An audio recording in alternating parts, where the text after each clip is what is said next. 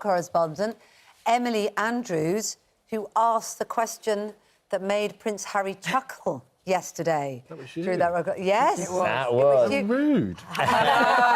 Let's talk dreadful press. Yeah, how dare you? How dare we ask a question? I mean, it's interesting, isn't it, Emily? Because there was a lot of anticipation about what is a Rugby League World Cup draw. I mean, fabulous for the Rugby League World Cup draw because lots of eyes on it.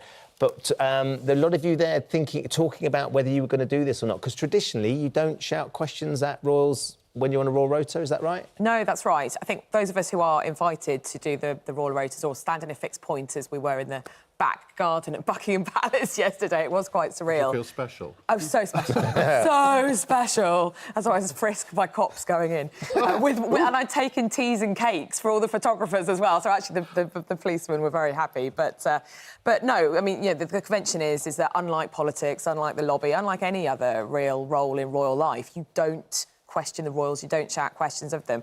And actually, a lot of people have said to me recently over the past couple of weeks, you know, you're having to talk to proxies, you're having to talk to the courtiers, you're having to talk to press officers. And I actually thought that yesterday we had a discussion with journalists, and we thought that we are in unusual, crazy times with this crisis in the royal family, and that actually it was an opportunity, if Harry wanted, to address to the general public, because after all, that's what journalists are, with the eyes and ears of the general public, to tell us what's really going on. It was a very polite question. It was. So what was the question and what was his response? Well, it was polite. It was yelled quite loudly Good across the rugby strong voice, pitch. haven't you? Indeed. I just said, Harry, I was not going to call him sir.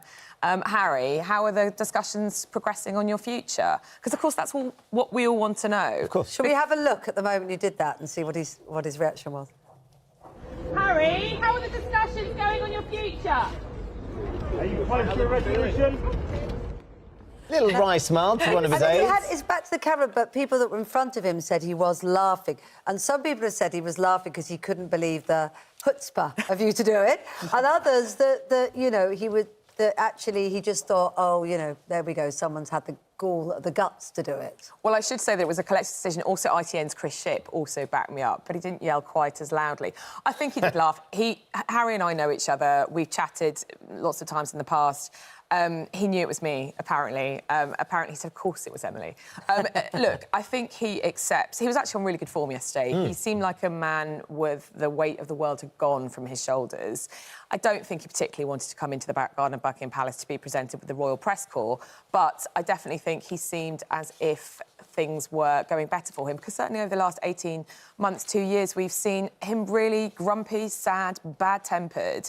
And if we get an announcement from the Palace today about what the future of Harry and Meghan is going to be, perhaps whatever is decided will make him and his wife happy.